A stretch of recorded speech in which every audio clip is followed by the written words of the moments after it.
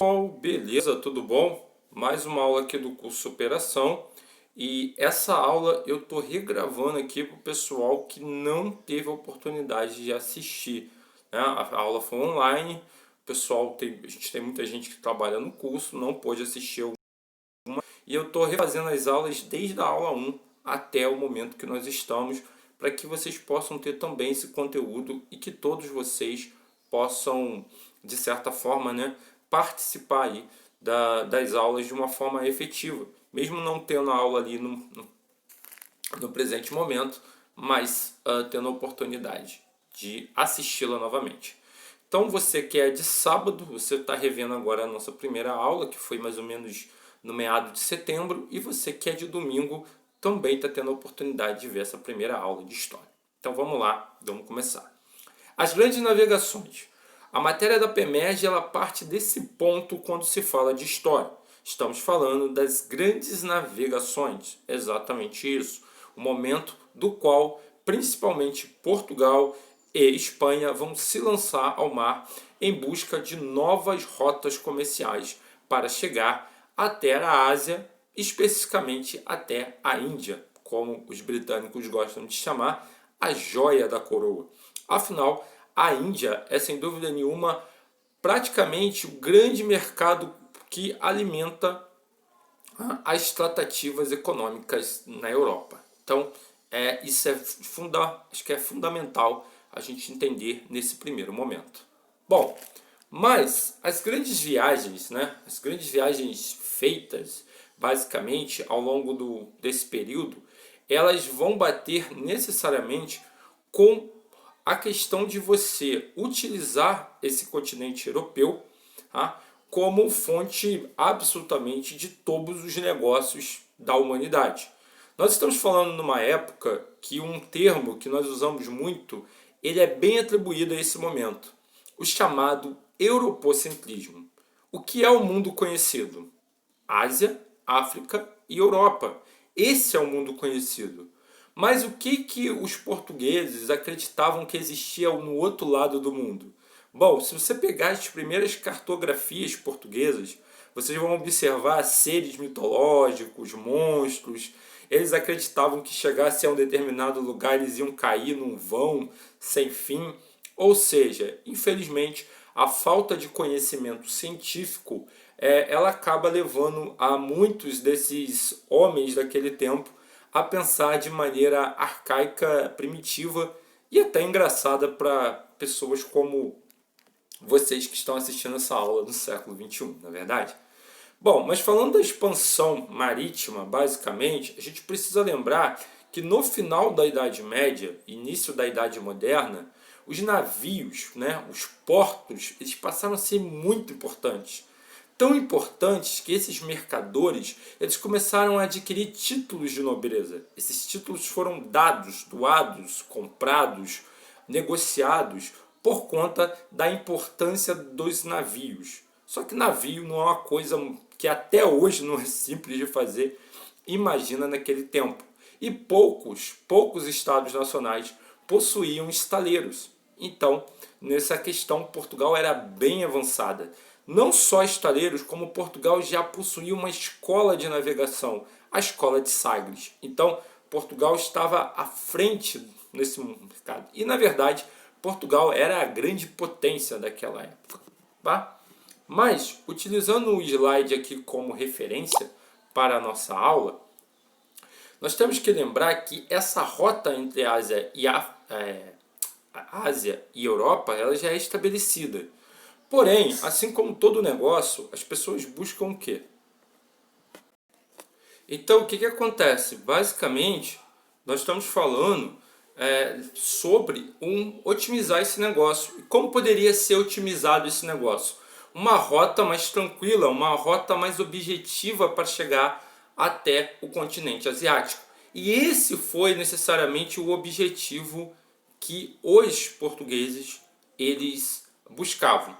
Bom, e aí é que começa toda essa nossa história recente, né? Para a gente poder falar sobre história recente das navegações ultramarinas. Bom, primeiro a intenção de se chegar até uma nova rota comercial para a Índia, talvez muito mais rápida, muito mais acessível e gastando menos. Tá? Algo comum em qualquer negócio, você procurar otimizar o seu negócio, foi isso que os portugueses buscavam. Bom, mas o que acontece? Muitas das descobertas na história, elas sempre acontecem geralmente pelo acaso, né? Algo que você não está esperando, algo que você não imagina que vai acontecer, porém acontece. E foi justamente quando nós estamos falando sobre a questão das grandes navegações. Os portugueses não esperavam serem surpreendidos por correntes de ventos que os levaram necessariamente a outro lado. Tanto que os portugueses, eles nunca perceberam, em primeiro momento, que eles estavam chegando num território novo, inóspito, desconhecido. Eles acreditavam sim que estavam chegando às Índias. Bom, mas não foi bem isso que aconteceu. Eles estavam chegando no que até mesmo Colombo chamou de um novo mundo. Afinal, nós estamos falando de um novo continente. E a resposta àquela antiga dúvida que tinha do outro lado do mundo. Bom, os portugueses finalmente descobriram. Ou, pelo menos, eles vão descobrir, já que eles ainda não têm esse conhecimento básico. Interessante notar é que mesmo após essa descoberta dos portugueses, ou seja, de descobrirem um novo território, um território inóspito, diferente, eles tiveram muitas dificuldades em relação a isso. Eles vão chamar de Ilha de Páscoa. Depois, no primeiro contato que eles vão ter com os habitantes locais ali, os índios, eles vão chamar justamente esse nome índio, vem justamente do fato deles acharem que estavam chegando na Índia. Falavam, estou chegando na Índia, então os habitantes da Índia são os índios. Essa talvez foi a lógica portuguesa ao desembarcarem. Porém, não é bem aí, né? Não é bem por aí que a coisa funciona. Ao desembarcarem, eles vão descobrir necessariamente que, além de estar chegando a um continente totalmente novo, inédito, uma população totalmente diferente da portuguesa. Mestiços, né, com seus corpos cansados, aquela pele queimada pelas fortes exposições ao sol, que se banham o tempo todo, que não ligam muito para as roupas, diferente dos portugueses arrumados, com aquelas vestes e túnicas, né, bastante elegantes assim. Eles viram um mundo totalmente diferente ali e tiveram que fazer o primeiro contato com esses nativos. E esse primeiro contato foi feito através de uma prática antiga, velha da humanidade, chamada escambo. E através do escambo, eles chegaram até os índios. E lógico, o índio encantado com coisas que jamais havia visto. Você pode achar que os índios, muitos alunos falam isso, né? Ah, mas os índios são muito otários, eles olharam para aquilo lá, porque eles acharam isso tão deslumbrante. Imagina, vamos fazer aqui um exercício meio louco, mas vamos dizer que chegue uma civilização mais avançada do que os humanos e com aparelhos que você nunca viu na sua vida. E eles ofereçam a oportunidade de você usar e testar esses aparelhos. Nós sabemos que a curiosidade humana é imensa. É evidente que você vai querer fazer isso. Os índios não são culpados. Eles exatamente ficaram encantados, delirantes com aquilo, as novidades, coisas, espelho, objetos, brincos. O vermelho, que o índio nunca produziu o vermelho, né? Aqui no Brasil a gente conseguia produzir o coral, mas o vermelho vivo jamais o índio havia visto. Então olha que coisa sensacional que foi esse primeiro contato. Basicamente, falando sobre essa questão do primeiro contato, não só é importante relatar que a chegada dos portugueses aqui no nosso território não fizeram com que os portugueses se interessassem em primeiro momento em habitar essa terra. Pelo contrário, os portugueses durante de 1500 a 1530, a única coisa que eles viram de eficiente, excelente aqui na nossa terra era exatamente as mercadorias que essa terra poderia dar em vantagem para eles, falando do comércio, principalmente na Europa. Essa era a questão que os portugueses buscavam aqui. Mas, professor, por que isso? É muito simples. Pense no seguinte, você está numa terra quente, que você não conhece, que é praticamente mata para tudo que é lado. Você não tem absolutamente suporte nenhum de civilização. A gente está falando de uma Lisboa que já é uma civilização nessa época, uma cidade. Então os caras não viram uma urbanização, não tinha nada. Nada era atrativo aos portugueses, a não ser pegar as mercadorias e ir embora. Por isso eles criaram as feitorias, os armazéns que ficavam à margem das praias. Descobriram o pau-brasil, uma madeira excelente, nobre, de excelente qualidade, superior às madeiras que existiam na Europa. Lógico, se apoderaram dessas madeiras. Os índios ajudaram os portugueses a fazer isso. Pegaram essas madeiras e usaram. Olha, Eva, pode levar. O índio, em sua inocente e cativante ajuda, fez com que os portugueses, lógico, desenvolvessem vantagens comerciais superiores aos outros países da Europa, dando a Portugal vantagens muito consideráveis.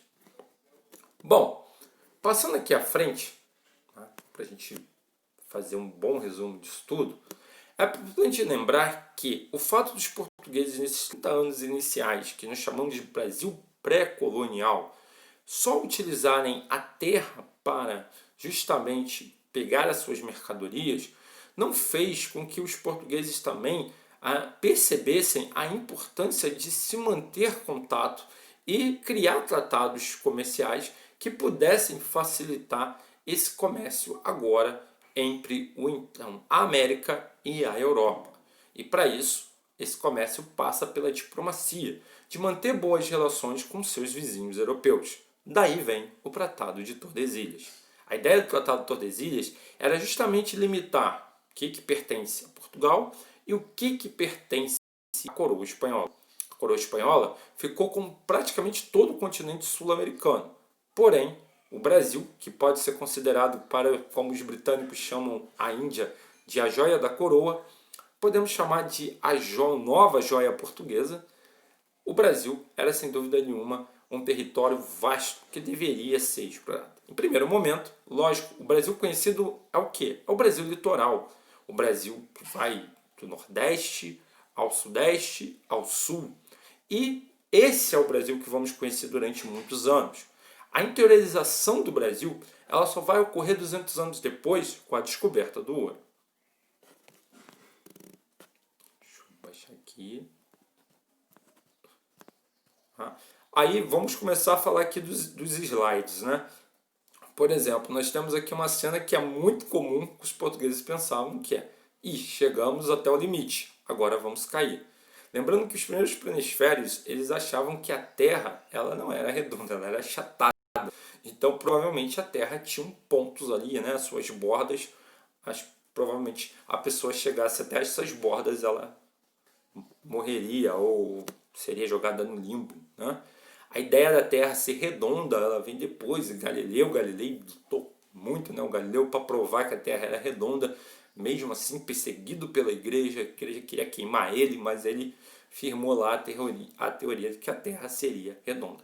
É lógico que a descoberta da América muda praticamente todos os planisférios. Eles passam agora, a cartografia passa a localizar o continente americano e deixa de centralizar o continente europeu. Bom, aí está a rota do qual os portugueses eles queriam utilizar para chegar até a Índia. Veja, contornando a África justamente pela parte ali meridional da África. Então, faria aquele contorno, né, meridional do continente africano com o objetivo de chegar. Por que era interessante para os portugueses fazer esse caminho? Porque lembre que o continente africano, pessoal, ele é sim um entreposto. Então, não só para abastecer com mercadorias, mas também dentro dessas mercadorias estamos falando de escravos, tá bom?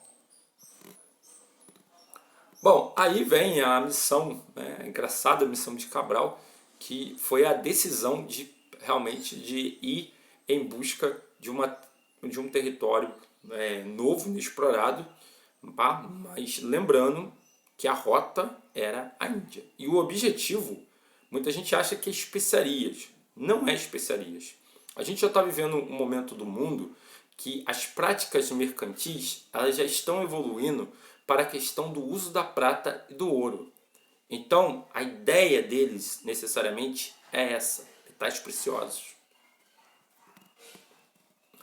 Bom, aqui vou até ampliar para vocês, né, que fala um pouco sobre a carta de Pedro Álvares Cabral, que quando ele chegou, né, até aqui a praia do Restelo, em Portugal, no dia em que a missão ela partiu em busca aí com suas caravelas, né, as maiores consideradas caravelas, e os menores chamados de naus, né, que são os navios ali que fazem suporte às caravelas.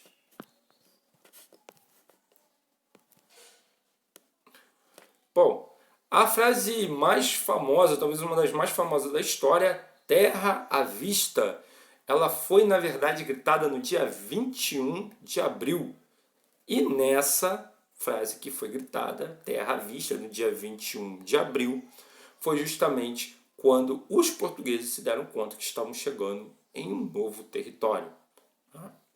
Mas, como vocês sabem, 22 de abril de 1500 é, sem dúvida nenhuma, um dia importantíssimo para a futura história do Brasil. Afinal, será o dia oficial do descobrimento do Brasil. Você sabe que política é assim, você pode acontecer num dia, mas tudo tem um marco, tem um horário programado para ser feito, né? E no caso foi no dia 22 de abril. Bom, quando Pero Mais de Caminha chegou e descobriu, olha, temos terra, é um novo mundo, é uma terra inóspita, diferente, tudo que a gente conheceu, é lógico que muitas coisas aconteceram nesse momento. Primeiramente, o fato, como eu falei lá na frente, e não vou me repetir, falando sobre a questão de não entender o que estava, na verdade, sendo descoberto.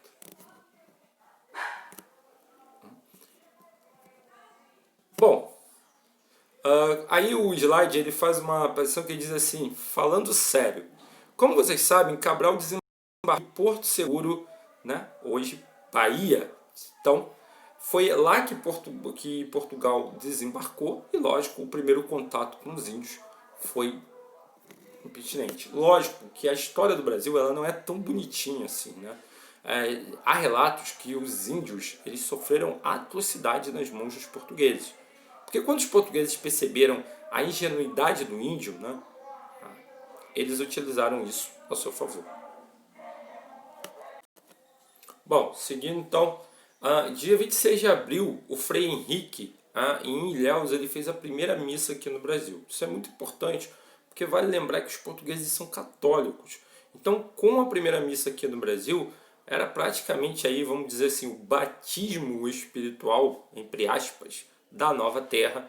Então os portugueses eles estavam mostrando ali que realmente eles estavam valorizando aquele território, apesar de não ser inicialmente da forma que eles vão enxergar mais tarde, quando eles entendem que eles podem competir com o açúcar holandês através do Brasil, fazendo o que? Implementando o sistema colonial de açúcar, né? Os engenhos de açúcar aqui no Brasil, tá bom? Bom, Pero Vaz de Caminha, lembrando, Pero, não é Pedro não, tá pessoal? Eu vejo muita gente falar Pedro. Pero Vaz de Caminha, que era o responsável aí, vamos dizer assim, o cara que estava ali para narrar as experiências dessa viagem, ele foi também o grande responsável por enviar para Dom Maciel todas as informações referentes à nova terra. Na carta, eu vou até ampliar aqui para vocês poderem ter noção, aqui, isso.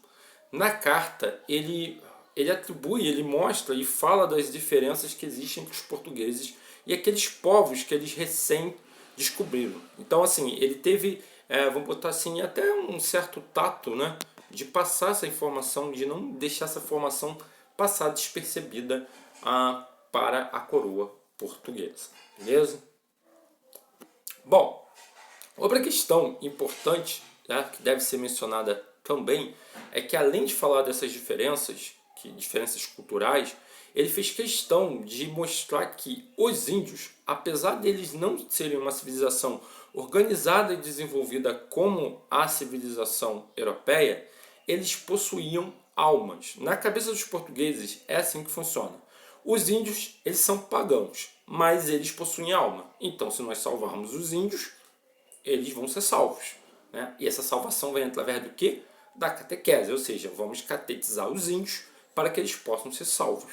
Essa era a ideia necessariamente dos europeus em relação aos índios. Coisa que eles não acreditavam nos escravos, pois eles acreditavam que os escravos não eram nem mesmo seres humanos. Os textos históricos antigos, eles mostram isso, principalmente falando desse período de idade moderna na África. Bom, aqui é desnecessário passar. Vamos para a parte de prova, né? Um trecho da carta é bem importante, eu só vou destacar esse trecho aqui, né? Que quando ele fala que não havia uma comunidade, não havia aldeias, ou seja, os índios praticamente eles vivem na natureza, eles constroem ali um modelo que os europeus não entendem e sequer conseguem entender, né? É a velha história, a visão do colonizador é a visão do colonizado, a visão do colonizador é a minha ideia de mundo é melhor do que a sua, beleza? No dia 2 de maio, Cabral foi embora do Brasil, mas fez questão de pontuar todas as informações do então recém-descoberto mundo. Bom, assim com esse comércio estabilizado entre Portugal, entre Brasil e Portugal, logicamente se dá a entender que os portugueses já tinham uma relação pré-estabelecida agora com esse território novo, e isso iria sim causar ciúmes em outras nações europeias que queriam entender como é que Portugal está conseguindo obter essas vantagens comerciais com essa nova descoberta. Então, eu vou dizer para vocês verem como é a cartografia da época, tá? Aqui, ó. E mostra entre muitos aspectos aqui. Esse mapa é de 1428. Só que ele mostra uma coisa interessante. Os asiáticos, sempre os asiáticos, eles já tinham conhecimento que existiam terras nessa região, tá? Como sempre, o asiático está à frente do ocidental, né? A gente sabe disso. O oriental ele é à frente do ocidental. Então, como eles sabiam que já existiam essas terras, né, os mapas, as cartografias locais já mostravam isso, tá bom? Mas como o nosso intuito aqui é a prova da PEMEG, então eu vou destacar agora, para finalizar, o que geralmente pode cair na prova da PEMEG, tá bom? A prova da PEMEG ela vai estar interessada em saber das questões ultramarinas envolvendo Portugal. Então a gente tem que lembrar algumas coisas aqui importantes. Por exemplo, até separei aqui para vocês um pedaço que eu acho que é muito interessante dizer. Portugal ele foi o primeiro a criar um Estado Nacional e isso está muito envolvido a questão da Revolução de Aves. Portanto, é importante você que vai fazer a prova da PEMEG que você estude a Revolução de Aves. Vai ser um conhecimento e um conteúdo muito necessário para você em relação à prova.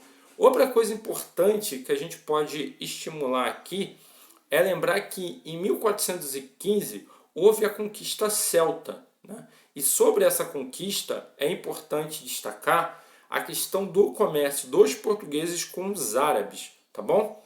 Portugal também estabeleceu boas relações com a África, inclusive pegando várias de suas mercadorias, como os próprios negros, tá? Mas também que os árabes, que também faz parte da África, tá? Porque a África não é só negra, a gente tem uma grande parte branca na África, a África também ela tem uma descendência muçulmana, e essas rotas portuguesas faziam dos portugueses praticamente ali dentro da soberania do mundo, daquele mundo, tá? E eles não tivessem muitos concorrentes, né?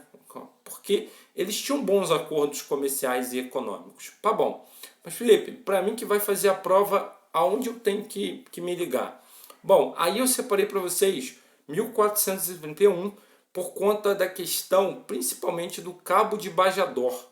Esse Cabo de Bajador, que é uma região ali pertencente ao continente africano, em 1434, o comércio dos escravos, que vai ali pelo menos até 1460 nessa região, eles retiravam muito desses escravos de Senegal e de Serra Leoa, tá bom? Só que em 1488 os portugueses eles chegaram ao Cabo da Boa Esperança. Então, aí o que aconteceu? Através de Bartolomeu Dias, tá? Bartolomeu Dias, que era um dos da época, de 1450 a 1500, eles já fizeram uma nova tipo de reconstrução ali no comércio local. Então, de 1450 a 1500, ficou muito mais interessante para os portugueses o Cabo da Boa Esperança do que aquela velha relação com Serra Leoa e com o Senegal. Beleza? Bom, finalizando essa questão, é importante também destacar, você que vai fazer prova, 1498, quando Vasco da Gama, o navegador, né, de 1469 até o ano de 1524, ele conseguiu chegar a Calicut. Calicut é uma região da Índia, né? Lembra? Foi tema de uma das operações da Lava Jato. E ali ele conseguiu estabelecer negociações com chefes locais. Então, isso faz um retrato, né, para a gente entender o contexto, de que de 1467 até o ano de 1520, nós podemos dizer que Pedro Álvares Cabral ele vai se afastar um pouco da costa da África, direcionar suas intenções mais para o continente asiático, e nesse interim vai acontecer aí a descoberta do Brasil, tá bom? Então, pessoal, isso é um resumo do que foi falado na aula. Espero que ajude vocês aí a estudar para a prova. Grandes navegações, ficar bastante atento a isso. E depois eu vou gravar a segunda aula, que aí sim é falando do início do processo dos engenhos aqui no Brasil, 1530 em diante, quando Portugal vai estabelecer sua presença no território brasileiro, tá bom?